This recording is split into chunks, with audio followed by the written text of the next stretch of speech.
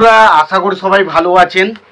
তো বন্ধুরা এখন যে ছবিটার বিষয়ে কথা বলবো সেই ছবিটার নাম হলো গুরুদেব, যেখানে লিড চরিত্রে আমরা অনিল কাপুর, ঋষি কাপুর এবং শ্রীদেবীকে দেখতে পাই ডবল রোলে। তো ছবিটা কেমন ছিল সেই বিষয় নিয়ে হবে আজকের আলোচনা। তো তার আগে প্রত্যেকটা বন্ধুকে অনুরোধ করে রাখবো, আপনারা চ্যানেলটায় নতুন হয়ে থাকলে অবশ্যই আপনারা চ্যানেলটা সাবস্ক্রাইব করে নেবেন, আর যদি ভিডিওটি ভালো লেগে থাকে অবশ্যই লাইক কমেন্ট শেয়ার করতে ভুলবেন না। তো দেখুন, গুরুদেব ছবিটা নিয়ে যদি কথা বলি, এই ছবিটা হচ্ছে 1993 সালের একটা সিনেমা এবং এই ছবিটার পরিচালক ছিলেন বিনোদ মেহরা। তো বলে রাখি, বিনোদ মেহরা কিন্তু এই ছবিটার পুরো শ্যুটিংয়ের কাজ করতে পারেনি। তিনি এই ছবিটা শ্যুটিং করতে করতেই মারা যান এবং পরবর্তী সময় এই ছবিটার কাজ করেন হচ্ছে আরেকজন রয়েছে পাপ্পুরাজ বলে, সে কিন্তু ছবিটার বাকি কাজটা শেষ করেন। এবং ছবিটার চিত্রনাট্যের কাজ করেন কে কে কে শুক্লা এবং অবশ্যই সংলাপের কাজ করেন হচ্ছে কে কে সিং। ছবিটার সঙ্গীতের কাজ করেন হচ্ছে আর ডি বর্মন। এবার দেখুন, গানগুলো নিয়ে যদি আমি প্রথমে কথা বলি, তো গানগুলো আমার কাছে খুব একটা আহামরি কিছু লাগেনি। গানগুলো খারাপও নয়, আবার কিন্তু খুব একটা ভালোও না। গানগুলো যে আমাকে বিশাল মজা দিয়েছে সেরকম কিন্তু হয়নি, আবার গানগুলো যে আমাকে মজা দিতে পারেনি সেরকমও কিন্তু হয়নি। একটা ঠিকঠাক গান, খুব একটা ভালো কিন্তু গানগুলো নয়। তো ছবিটা কেমন লেগেছে যদি এক কথায় বলি, দেখুন ছবিটা আমার কাছে খুব একটা ইন্টারেস্টিং লাগেনি ছবিটা। তবে ছবিটা ঠিকঠাক একটা ছবি, যদি সময় থাকে অবশ্যই দেখতে পারেন।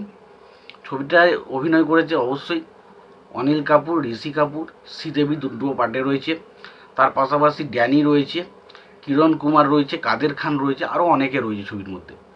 তো গল্পটা হচ্ছে এরকম যে গুরু এবং শিষ্য।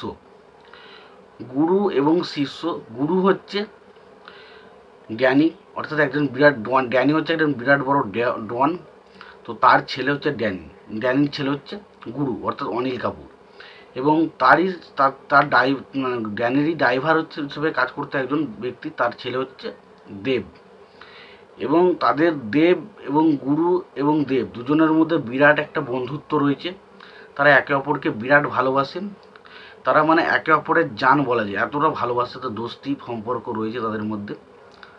এবং দেব একটা পুলিশ অফিসারের কাজ পায় এবং সেই কাজটা পাওয়ার পর দেবকে গুরুর বাবাকে অ্যারেস্ট করার জন্য পাঠানো হয়। এবং যেহেতু গুরুর সাথে তার একটা এত বড় ভালোবাসা বা বন্ধুত্বর সম্পর্ক রয়েছে, তো সেই দেবের ক্যারেক্টারটা কি আদৌ গুরুর বাবাকে অ্যারেস্ট করে কি করে না, বা করতে গিয়ে কী কী সমস্যা পড়তে হয়, বা লাস্ট পর্যন্ত তাদের মধ্যে কি বন্ধুত্বটা থাকে, সেই সমস্ত কিছু জানতে গেলে আপনাকে সিনেমাটা দেখতে হবে। এবারে দেখুন, ছবির মধ্যে পজিটিভ পয়েন্ট বলতে দেখুন আমার কাছে খুব একটা বেশি পজিটিভ পয়েন্ট নেই ছবিটার মধ্যে। তার কারণ হচ্ছে এই ছবিটা সেই পুরোপুরি 90s ছকে ধরনের ছবিগুলো হতো, ঠিক সেই ধরনের রকমই ছবিটাকে বানানোর চেষ্টা করেছে। কোনো আলাদা রকম কোনো ট্রিটমেন্ট নেই। এখানে আমরা দেখতে পাই দুটো গ্যাং ওয়ার রয়েছে, যেটা একটাতে কিরণ কুমার রয়েছে এবং একটাতে অবশ্যই ড্যানি রয়েছে। তাদের দুটো দল রয়েছে, তাদের মধ্যে সবসময় একটা টক্কর ঝামেলা হতেই থাকছে।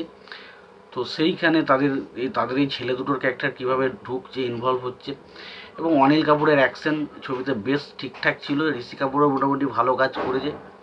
তো মোটামুটি ছবিটাকে একটা ঠিকঠাক ছবি বলা যায়। তবে খুব ভালো ছবি, দারুণ কিছু ছবি দেখে বিশাল মজা লেগে গেছে সেরকম কিন্তু বলা যায় না।